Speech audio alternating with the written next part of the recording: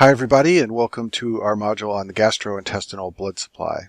This is a drawing of the abdominal aorta. The diaphragm is up here as I've marked on the screen. Down at the bottom is the branching of the aorta into the common iliacs and then the external and internal iliacs.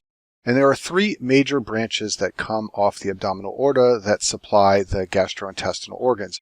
The first one is the celiac trunk, the next one is the superior mesenteric artery, and the third one is the inferior mesenteric artery.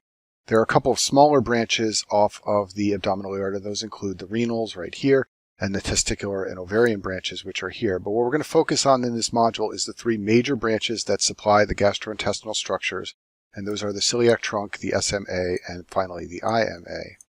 Let's start our discussion with the celiac trunk. On this slide, I've listed the key points you should remember about this branch of the abdominal aorta. The first thing you should know about the celiac trunk is that it supplies the embryologic foregut structures.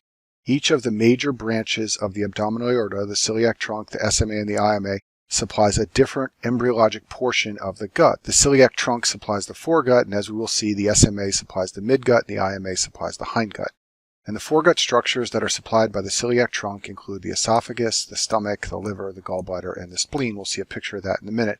This branch of the abdominal aorta also supplies parts of the duodenum and the pancreas. It has three major branches. The first one is the common hepatic, the second one is the splenic, and the third one is the left gastric. Here is a drawing of the celiac trunk and the three major branches. This is the abdominal aorta, and this is the celiac trunk. Going to the right side of the body, the first branch here is the common hepatic artery. Going to the left side, it gives off the splenic artery.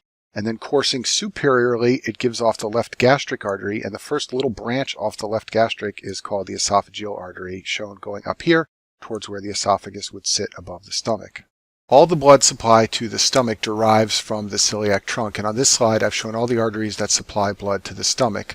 This is the lesser curvature of the stomach, and this is the greater curvature of the stomach. The lesser curvature receives blood from the left gastric and the right gastric. The left gastric artery, as we talked about in the last slide, comes directly off the celiac trunk. The right gastric, on the other hand, usually originates from the proper hepatic artery.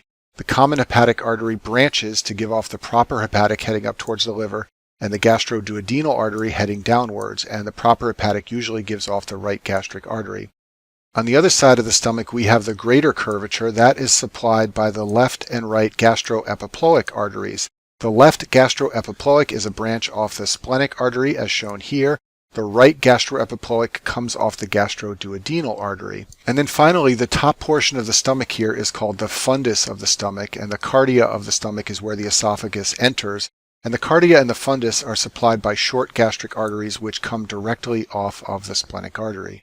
The most important clinical correlation of the blood supply to the stomach and the celiac trunk has to do with perforated ulcers. Perforated ulcers are extremely rare in the modern era, but before we had acid-suppressing drugs, these were a routine occurrence in major hospitals. If you were a surgery resident in the 1950s or 1960s, you would operate many times per week on patients who had perforated ulcers because we didn't have good medical treatments for them. So during that period of time, a lot was learned about why ulcers bleed and how they cause bleeding. And one thing that people learned was that gastric ulcers in the stomach were common in the lesser curvature, and when they ruptured, they would cause bleeding from the left gastric artery. If we go back to our picture, this is the lesser curvature of the stomach, and when ulcers would develop here and perforate into an artery and cause bleeding into the stomach, that artery would usually be the left gastric. Another common location for ulcers that would perforate were in the posterior duodenum, and ulcers that perforated here and caused rupture of a blood vessel resulted in bleeding into the duodenum from the gastroduodenal artery. Once again, we'll go back to our picture. This is the gastroduodenal artery coming down to supply the pylorus and the proximal portion of the duodenum. Posterior gastric ulcers would occur here, and they would cause bleeding into this gastroduodenal artery. Another clinical tie-in with the blood supply to the stomach has to do with the short gastric arteries. These are 5 to 7 small vessels. They're branches of the splenic artery off the celiac trunk, and they supply the upper portion of the stomach, the fundus, and the cardiac portion of the stomach. I'll show you that in a minute. And they're vulnerable to ischemia if the splenic artery becomes occluded because unlike other parts of the stomach, this does not have a dual blood supply, and you can contrast this with the gastric and gastroepiploic arteries which have dual sources. These are the short gastric blood vessels here which supply this upper portion of the stomach, and they arise off of the splenic artery. So if you have a thrombus in the splenic artery, which is relatively rare, but if this does occur, then these small, short gastric arteries will lose their blood supply and you'll develop ischemia up here. Ischemia is much less likely to occur in any of these portions of the stomach supplied by the left and right gastric or the gastroepiploics because they have dual blood supply. If the splenic artery is occluded, that might stop blood from flowing to the left gastroepiploic, but you would still get blood this way via the right gastroepiploic. Also consider if blood stopped flowing for some reason through the left gastric here, you could still get blood to the lesser curvature via the right gastric artery. The one place in the stomach that does not have a dual blood supply is this area up here supplied by the short gastrics. There is another clinical tie-in that has to do with the blood supply to the stomach and the celiac trunk, and that has to do with the structure called the hepatoduodenal ligament. This is a structure that connects the liver to the duodenum. That's why it's called the hepatoduodenal ligament. And it's found on the free border of the lesser omentum. I'll show you a picture of this in a minute. And it contains three structures. The first is the proper hepatic artery, which is a branch of the common hepatic artery. The second is the portal vein, and the third is the common bile duct. Recall that the common bile duct branches into the cystic duct, so sometimes you also find a portion of the cystic duct within the hepatoduodenal ligament. And also recall from some of our other videos that these three components are what make up the portal triads in the liver. So it's basically those connections to the portal triads in the liver that pass through the hepatoduodenal ligament. One place where the hepatoduodenal ligament is important clinically has to do with something that is done in the operating room by surgeons called Pringle's maneuver. Surgeons will sometimes clamp the hepatoduodenal ligament in order to determine where a patient is bleeding from if they have internal bleeding. What this will do is control the bleeding if the source of blood in the abdomen is from either the portal vein or the proper hepatic artery, one of the two vessels that lies within the hepatoduodenal ligament. If the bleeding continues despite Pringle's maneuver, in other words, if it continues despite clamping this ligament, then that means that the bleeding must be coming from either the IVC or the hepatic veins, and that's because both of these structures do not run through the hepatoduodenal ligament. This is the proper hepatic artery that is contained within the hepatoduodenal ligament. You can see it's a branch off the common hepatic. This is the common hepatic, and it gives off this proper hepatic artery here. It then splits into three vessels, the cystic artery, the right hepatic artery, and the left hepatic artery to supply blood to the gallbladder and the liver. And here's a drawing of the hepatoduodenal ligament. So this is the lesser curvature of the stomach, and this is the lesser omentum, which is between the stomach and the liver. The lesser omentum is connected to the stomach, but it has a free border here that is not connected to the stomach, and that's where you find the hepatoduodenal ligament. And within that ligament, as is shown in this picture, you can find the common bile duct, the portal vein, and the proper hepatic artery. The surgeon clamps this during Pringle's maneuver to obstruct blood flow through these vessels, and if that stops the bleeding, then one of these vessels was the cause of the bleeding. The next major branch of the abdominal aorta is the superior mesenteric artery, or SMA. This supplies all the embryologic midgut structures. As I showed you before, the celiac trunk supplies the foregut, and we'll see in a minute that the inferior mesenteric artery supplies the hindgut structures, but the SMA supplies the midgut structures. Those include the distal duodenum, the jejunum and ileum, the cecum, and the appendix. Also supplied by the SMA are the ascending colon and the first two-thirds of the transverse colon. This blood vessel courses across the head of the pancreas and across the duodenum, and this course is important because, as we'll see in a minute, there is a rare clinical syndrome where the SMA compresses the duodenum and causes a bowel obstruction. Here's a picture of the SMA and its major branches. It comes off the abdominal aorta and courses right over the top of the duodenum. On the right side of the body, it gives off the right colic artery and also the ileocolic and also the middle colic, and these supply blood to the ascending colon and the transverse colon. On the left side of the body, it gives off a series of ileal and jejunal arteries, which form something called arcades over here. I'll show you a picture of that in a minute, and supply blood to the small intestines. Arcades and the vasa recta are features of the blood supply to the small intestine. Arcades are anastomoses of ileal and jejunal arteries. As you can see in this picture on the screen, lots of these arteries link up together in anastomoses, and those are called the arcades. The vasa recta are arteries that extend out from the arcades and go out in this direction to supply blood to the intestines. An important clinical tie-in of the superior mesenteric artery is a rare phenomenon called the SMA syndrome. This is a very rare cause of bowel obstruction. As we saw 2 slides ago, the SMA courses over the distal third of the duodenum. The distal duodenum is stuck between the aorta and the SMA, but there is mesenteric fat that keeps the superior mesenteric artery away from the duodenum. If for some reason the SMA presses downward, it can compress the duodenum and cause obstruction. And this sometimes occurs when patients have massive weight loss. That fat pad shrinks, and the SMA compresses the duodenum. Going back to this slide, you can see how the SMA courses over the duodenum, and if it were to press downward for some reason, it could pinch the duodenum, and this sometimes occurs when people lose lots of weight, and it's a rare cause of a bowel obstruction. The last major branch of the abdominal aorta is the inferior mesenteric artery, or IMA. This supplies the embryologic hindgut structures. Those include the last third of the transverse colon, the descending colon, and the sigmoid colon. Here's a drawing of the inferior mesenteric artery. The first major branch is the left colic, which supplies blood to the distal portion of the transverse colon and the descending colon. There are then a series of sigmoid arteries which supply blood to the sigmoid colon. Now that we've talked about the three major vessels that branch off the abdominal aorta, let's talk about dual blood supply areas. There are portions of the abdomen that receive blood from two of the major vessels that branch off the abdominal aorta. These parts of the abdomen are said to have collateral circulation, meaning circulation coming from more than two of the large vessels. And by having a dual blood supply, this protects against ischemia. The first collaterals we'll talk about are those between the celiac trunk and the SMA. If you look at this drawing on the left side of the screen at the bottom, this shows the celiac trunk, and this small branch right here is called the superior pancreatico-duodenal artery. Over on the right, we see branches coming off the SMA, and this little branch right here is the inferior pancreatico-duodenal artery. Both of these vessels, the superior and inferior pancreatico-duodenal arteries, are going to give off branches that link up together. This is called anastomosing, and this is going to allow blood supply to the duodenum and the pancreas to come from either the celiac trunk or the SMA. And that's the idea behind a dual blood supply area. This protects against ischemia. The second important collateral is between the SMA and the IMA. This occurs in the marginal artery of Drummond.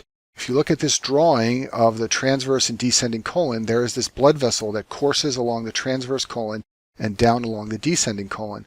That vessel is the marginal artery of Drummond, and it receives blood from the SMA and the IMA and provides protection against ischemia to this portion of the colon from vessel occlusion. As we'll talk about later, this portion of the colon can get ischemic when blood pressure is very, very low, for example, in shock, but it's very rare for this portion of the colon to get ischemic from a vessel occlusion because, for example, if the SMA was occluded, blood could still reach the marginal artery of Drummond via the IMA. The third important collateral is between the IMA and the iliac artery. This occurs in the rectum. The superior rectal artery, which is a branch of the inferior mesenteric artery, merges with the middle rectal artery, which is a branch of the iliac artery. I've shown that in this drawing on the screen. This is the common iliac, and it gives off the internal iliac, which branches to give off the middle rectal and supply blood to the rectum. Also supplying blood to the rectum is the superior rectal artery, which comes from the inferior mesenteric artery.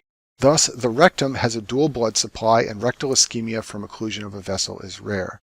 Now that we've finished talking about the blood supply to the colon, I want to finish this module by talking about intestinal ischemia, and the first thing I want to do is define a couple of terms. The first term is mesenteric ischemia, which means ischemia of the intestines. And the most severe form of mesenteric ischemia is that which involves the small bowels. This is a life-threatening condition and carries a very high mortality rate. Ischemic colitis means ischemia of the colon, and the reason it has its own term is because ischemia of the colon tends to be less severe than ischemia of the small intestine. It sometimes spontaneously resolves. And for this reason, when people are talking about ischemia of the colon, they often call it ischemic colitis. And when people are talking about ischemia of the small bowel, they often call it mesenteric ischemia. So let's talk about the causes of mesenteric ischemia. Why would this happen to someone? Well, the most common cause is an embolism, and these emboli often come from the heart. There can be a thrombus in the left ventricle. There can also sometimes be a thrombus in the left atrial appendage in patients with atrial fibrillation. And a classic board question is someone with belly pain from ischemic colitis, and they ask you where you should check next. And you look for something that has to do with the abdomen, but in fact you should order a test to check the heart for atrial fibrillation. And these clots from the heart tend to affect the jejunum the most. That's because they tend to go to the SMA and lodge in branches of the SMA that supply the jejunum. Second reason that people can potentially get mesenteric ischemia is from arterial thrombosis. This usually occurs at the site of atherosclerosis, and this is like a heart attack occurring in the intestines. There's a plaque and it ruptures and forms a clot. Patients can also sometimes develop venous thrombosis. A clot can form in the venous system, and this can create resistance to flow out of the mesentery, and this can lead to ischemia. This is one of the least common causes, but it does occur. And when this happens, it's usually for the usual reasons that people get venous thrombosis, like hypercoagulable states or malignancy. And then finally, many patients develop what's called non-occlusive ischemia. This is when they have underperfusion of their intestines from some form of shock. This usually does not affect the small intestine. It usually affects watershed areas of the colon. I'll show you these in a few slides. These are the areas of the colon with the weakest blood supply, and this often results in ischemic colitis, not mesenteric ischemia. The symptoms of mesenteric ischemia are usually sudden onset abdominal pain and cramping. The physical exam in mesenteric ischemia is very important. The classic finding is pain out of proportion to exam. Usually these patients have only mild tenderness. Some even have no belly pain. They have no rebound tenderness, no peritoneal signs, and you have to have a high degree of suspicion clinically to diagnose mesenteric ischemia. People are often falsely reassured by a benign physical exam of the abdomen when the patient is saying that they have severe abdominal pain. Another finding that can tip you off to mesenteric ischemia is occult blood in the stool. The ischemia leads to bleeding, and if you take a stool sample and test it for blood, you will find that there is blood present. You may see elevated white blood cell counts, and you may see a lactic acidosis present from ischemia to the bowel. Now let's talk about those watershed areas I mentioned before. These are parts of the colon that are located between the major vessels, and they're at risk for ischemia when there is systemic shock or hyperperfusion. Ischemia to these portions of the colon often occurs in ICU patients who are hypotensive and on pressors. The first watershed area is the splenic flexure. This is supplied by small blood vessels of the marginal artery of Drummond, and the marginal artery of Drummond itself is very small, and this makes the splenic flexure vulnerable to underperfusion. If we go back to this slide, this is the marginal artery of Drummond, and the splenic flexure here is the furthest away from the SMA or the IMA, so being that far away from both of the blood vessels that supply the marginal artery of Drummond sets it up for ischemia if there is systemic hypoperfusion. The second watershed area is the rectosigmoid junction. This portion of the colon is supplied by narrow branches of the IMA, and this sets it up for ischemia. If we go back here to our picture of the inferior mesenteric artery, the rectosigmoid junction in here is supplied by narrow branches off the IMA, and it tends to be vulnerable to ischemia just like the splenic flexure. Now everything I've told you up to now is about acute mesenteric ischemia, but there is something called chronic mesenteric ischemia, which is sometimes called intestinal angina, because it's similar to angina in the heart. This usually occurs in older patients who have risk factors for vascular disease. They may be a smoker, they may have diabetes, they may even have known peripheral arterial disease such as obstruction to blood flow to their legs. These patients develop recurrent abdominal pain after eating. They can get so afraid of the abdominal pain that they develop a fear of eating and weight loss. And this occurs because when you eat, you demand more blood supply to your intestines, and these patients cannot meet that increased demand, and thus they develop ischemia. This is the same pathophysiology of angina in the heart, hence the name intestinal angina. Sometimes these patients develop a sudden worsening of abdominal pain on top of a history of recurrent pain, and when you see this type of history, that suggests an acute thrombosis on top of a vascular plaque. That concludes our module on GI blood supply.